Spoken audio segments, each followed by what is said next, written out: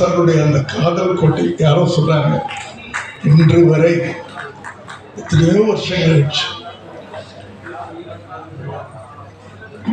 அப்படியாப்பட்ட ஒரு திரைக்கதை, ஒரு ஆழமான காதல் யாருமே சொன்னாங்க. அப்படித்தானே சொல்லுவாங்க.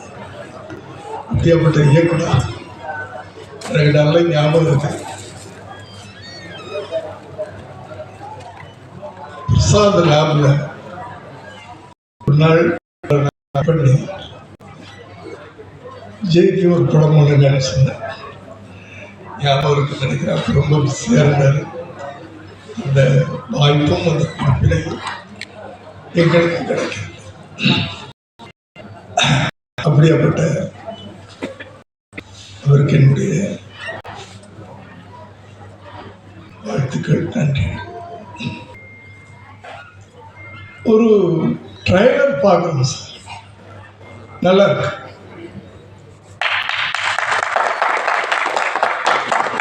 நல்லா இருக்குன்னு எல்லாரும் சொல்லுவாங்க.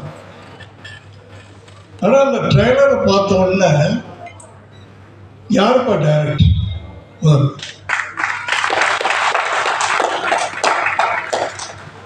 நான் சமீப காலமாக உங்க எல்லாருக்கும் தெரியும், எந்த சினிமா விழாக்களுக்கும் போகிறதில்லை. ஏன்னா நான் 7 மணிக்கு டின்னரை முடிச்சுட்டு 9 மணிக்கு கரெக்டாக டார்னு கொடுத்துருவேன். அதனால தான் இந்த வயசுல இங்கே நின்றுட்டு. அதனால எந்த விழாக்களுக்கும் நான் கையெழுத்து கும்பிட்டு நான் போகிறதில்லை. இது பகலாக இருக்கிறதுனால நான் ஒத்துக்கிட்டேன். அதே நேரத்தில் 11:30 மணிக்கு என்னுடைய அலுவலகத்தில் ஒரு முக்கியமான மீட்டிங் இருக்குது. நேற்றே சொல்லிட்டேன், நீ 11 மணிக்கு தயவு பண்ணி விட்டுருந்தப்பா. அதுக்காக பாதியில் நான் போகிறதுக்காக எல்லாரும் என்ன மன்னிச்சிருக்கேன். நான் இப்போ இந்த படம் 45 படமாக இன்னைக்கு சரியா தெரியல. இருந்தாலும் நான் எந்த ஊருக்கு போனாலும் இல்லை எந்த வெளிநாடு போனாலும் என்ன முதல்ல சொல்றது நீங்கள் சுந்தரபாண்டியன் நடிச்சப்போ தான் என்னை அடையாளப்படுத்துவாங்க. ஸோ சுந்தரபாண்டியன் அந்த படத்தில் நடித்ததுனால தான் இன்னும் இந்த நடிகனாக இருக்கேன்றதை நான் நம்புகிறேன். இது எப்போவுமே நன்றி கடனாக இருக்கேன் சார். பொன்ராம் அண்ணன் எங்கள் ஊர் உசிலம்பட்டி, அவர் சுந்தரபாண்டியன் பார்த்துட்டு வருத்தப்பட வாலிபர் எனக்கு வாய்ப்பு கொடுத்தாரு. ஸோ எத்தனை படங்கள் பண்ணாலும் என்னை இன்னமும் ஒரு நடிகனாக மக்கள் சொல்லி என்னை வாழ்த்துற படங்கள் சுந்தரபாண்டியன், வருத்தப்படாத வாலிபர் சங்கம், ஜிகர் தண்டா, தர்மதுரை. நிறைய சொல்லுவாங்க, நான் நடிச்ச ஹீரோவா நடிச்ச படங்கள் சில பேர் பார்த்துருக்க மாட்டாங்க. ஆனா இந்த படங்களை இன்னும் சொல்லிக்கிட்டு இருக்காங்க. அதுதான் இன்னும் என்ன நடிகனா, நான் நடிகனா சொல்ற எனக்கு தெரியல, நடிகனா என்ன கனெக்ட் பண்றாங்க. பொன்னமனுக்கு என்னுடைய நன்றி. பேரரசு அண்ணன், அவருக்கு நீங்க ஒரு வாட்டி கை தட்டுன்னு ஆசைப்படுறேன்.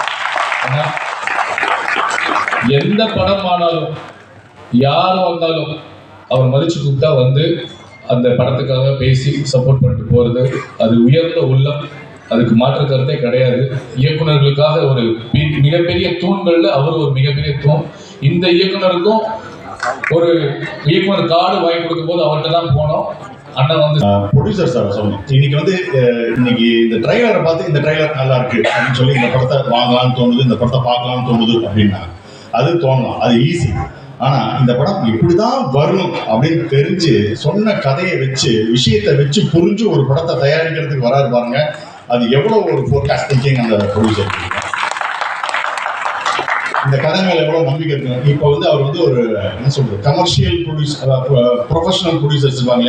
எவ்வளவு காசு போட்டா எவ்வளவு வரும், யாருக்கு பிசினஸ் இருக்கு, என்ன தேட்டர்ல முடியும், இப்படிலாம் பார்த்து வராம நல்ல பசங்க நல்ல கதை ஓகே நான் எடுக்கிறேன் அப்படின்னு வந்தாரு பாருங்க. அது